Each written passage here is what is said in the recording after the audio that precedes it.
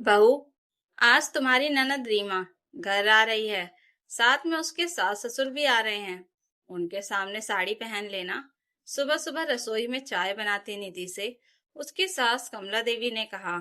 उनके चेहरे पर वही पुरानी शक्ति थी जिसमें प्यार कम और लोगों के सामने दिखावा ज्यादा होता था। निधि ने गैस धीमी करते हुए उनकी तरफ देखा और हल्की मुस्कान के साथ बोली, मम्मी जी, मैं साड़ी संभालूंगी या उनकी मेहमान नवाजी करूंगी।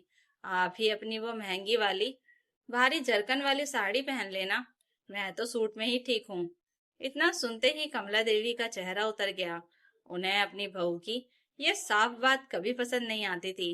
उनके हिसाब से बहू का काम सिर्फ चुप रहना, सिर झुकाना और हर बात मान लेना था। लेकिन निधि वैसी बहू नहीं थी। वह सम्मान देना जानती थी, मगर बिना वजह खुद को बदलना नहीं। कमला देवी ने नाराज होकर कप जोर से प्लेट में रखा और बोली, आजकल की बहुओं में शर्म लिहाज नाम की चीज ही नहीं बची। हमारी बहुएं तो घूंघट में रहती थीं। निधि ने शांत स्वर में कहा, मम्मी जी, घूंघट और संस्कार अलग अलग चीजें होती हैं। इंसान का व्यवहार उसके कपड़ों से बड़ा होता है। तभी पीछे से उसके पति रोहन ऑफिस जाने के लिए तैयार होकर आए। माहौल समझते हुए उन्होंने पूछा, क्या हुआ सुबह सुबह? कमला देवी तुरंत शिकायत करने लगी, देख लो अपनी बीवी को, मेरी बेटी के ससुराल वाले आ रहे हैं और इसे साड़ी पहनने में परेशानी हो रही है। रोहन ने एक नजर निधि की तरफ देखा। वह जानता था कि उसकी पत्नी गलत नहीं है, लेकिन हमेशा की तरह वह चुप ही रहा। उसकी यही चुप्पी निधि को सबसे ज्यादा तकलीफ देती थी। निधि इस घर में शादी के बाद बहुत सपने लेकर आई थी। पढ़ी लिखी, समझदार और आत्मनिर्भर लड़की थी। शादी के पहले एक बड़ी कंपनी में काम करती थी, लेकिन शादी के बाद कमला देवी ने साफ कह दिया था, हमारे घर की बहुएं नौकरी नहीं करती। रोहन ने भी माँ का साथ दिया और कहा, कुछ साल बाद देखेंगे। मगर वो कुछ साल कभी नहीं आए। धीरे धीरे निधि ने अपने सपनों को अलमारी में बंद कर दिया और पूरे घर की जिम्मेदारी संभाल ली।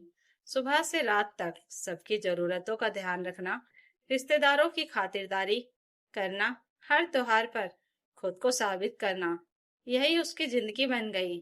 फिर भी कमला देवी को उसमें हमेशा कमी ही दिखाई देती थी।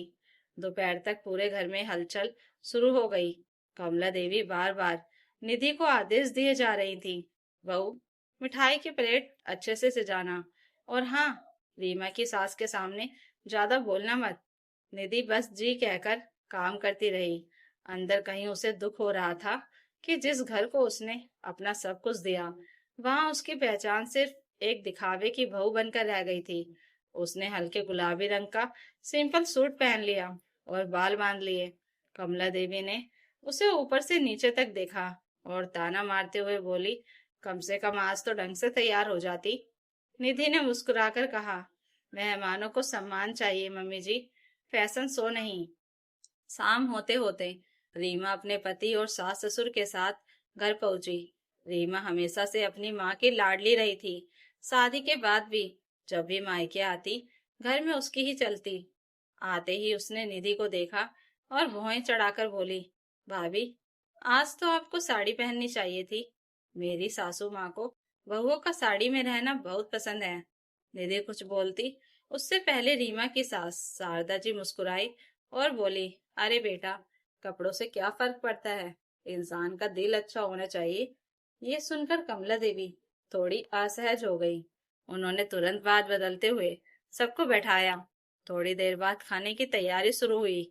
निधि अकेली रसोई में सब संभाल रही थी, गरम रोटियां बनाना, सब्जियां निकालना, मिठाई सजाना। वह लगातार काम में लगी हुई थी।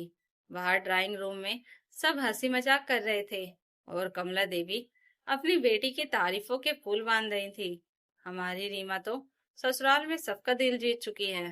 तभी शारदा जी ने धीरे से पूछा, और आपकी बहू? कमला देवी हंसते हुए बोली, अरे, अभी नई है, धीरे धीरे सीख जाएगी। रसोई में खड़ी निधि ने ये बात सुन ली। उसके हाथ रुक गए। 3 साल हो चुके थे शादी को, मगर इस घर में वह आज भी नई बहू ही थी। खाना परोसते समय अचानक रीमा की सास के हाथ से पानी का गिलास गिर गया। उनकी साड़ी भीग गई और पैर हल्का मुड़ गया। सब घबरा गए। तभी निधि तुरंत दौड़कर आई, उन्हें संभाला, कुर्सी पर बैठाया, गर्म पानी लाकर दिया और बड़ी नरमी से बोली, आप चिंता मत कीजिए, मैं अभी सब ठीक कर देती हूँ। उसने बिना किसी हड़बड़ाहट के पूरा माहौल संभाल लिया। शारदा जी उसे ध्यान से देख रही थी। उनकी आंखों में अपनापन था। खाने के दौरान शारदा जी बार बार निधि की तारीफ कर रही थी। बहुत स्वादिष्ट खाना बनाया है आपकी बहू ने, और सबसे बड़ी बात, इसके चेहरे पर थकान के बावजूद मुस्कान है। कमला देवी बस और औपचारिक मुस्कान देती रही। उन्हें शायद पहली बार एहसास हो रहा था कि जिस बहू को वे हमेशा कम समझती थी, वही आज पूरे घर की इज्जत संभाल रही है। खाने के बाद सब लोग बैठकर बातें करने लगे। तभी अचानक शारदा जी ने कहा, कमला जी, एक बात कहूँ, बुरा मत मानिएगा, आपकी बहू बहुत समझदार है। आजकल ऐसी लड़कियां कम मिलती हैं जो बिना दिखावे के पूरे घर को इतनी खूबसूरती से संभाल लें। कमला देवी चुप रही। शायद पहली बार किसी ने उनके सामने निधि की इतनी खुलकर तारीफ की थी। शारदा जी आगे बोली, और हाँ, बहू की इज्जत उसके कपड़ों से नहीं, उसके व्यवहार से होती है। ये सुनकर कमरे में कुछ पल के लिए सन्नाटा छा गया। निधि चुपचाप पानी के गिलास समेट रही थी। उसकी आंखों में हल्की नमी थी। उसे पहली बार लगा कि किसी ने उसे समझा है। तभी रोहन ने धीमे स्वर में कहा, सच कहूँ माँ, निधि ने इस घर के लिए बहुत कुछ किया है। कमला देवी ने बेटे की तरफ देखा। शायद उन्हें उम्मीद नहीं थी कि रोहन कभी अपनी पत्नी के लिए कुछ बोलेगा। रात को जब मेहमान अपने कमरे में चले गए तो कमला देवी अकेले बैठी सोचती रही। उन्हें याद आने लगा कि कैसे निधि हर छोटी बड़ी जरूरत में सबसे आगे रहती थी। जब कमला देवी बीमार पड़ी थी, तब रात रात भर जागकर उनकी सेवा निधि ने की थी। रीमा रीमा तो 2 दिन बाद ही अपने घर लौट गई थी, मगर निधि ने एक बेटी की तरह उनका ध्यान रखा। फिर भी उन्होंने कभी उसे वो सम्मान नहीं दिया जिसकी वह हकदार थी। अगली सुबह जब निधि रसोई में चाय बना रही थी तो कमला देवी धीरे से वहां आई। निधि ने हमेशा की तरह पूछा, मम्मी जी, आपकी चाय में चीनी कम रखूं? कमला देवी कुछ पल उसे देखती रही और फिर बोली, बहू, कल तुमने सब बहुत अच्छे से संभाल लिया। निधि ने हल्की मुस्कान दी। ये तो मेरा फर्ज था। कमला देवी की आंखें झुक गई। उन्होंने धीमे स्वर में कहा, शायद मैं ही तुम्हें समझ नहीं पाई। निधि ने पहली बार अपनी सास की आवाज में अपनापन महसूस किया। कमला देवी आगे बोली, तुम सही कहती हो, इंसान की पहचान उसके कपड़ों से नहीं होती। इतना कहकर उन्होंने अलमारी से अपनी भारी जरकन वाली साड़ी निकाली और हंसते हुए बोली, सच बताऊं, इसे पहनकर तो मैं खुद भी परेशान हो जाती हूँ। दोनों की हंसी पूरे रसोई घर में गूंज गई। बाहर खड़ा रोहन ये सब देख रहा था। उसे एहसास हो रहा था कि रिश्ते बहस से नहीं, समझ से बदलते हैं। उस दिन पहली बार उस घर में किसी बहू ने सिर्फ खाना नहीं बनाया था, बल्कि लोगों की सोच भी बदल दी थी।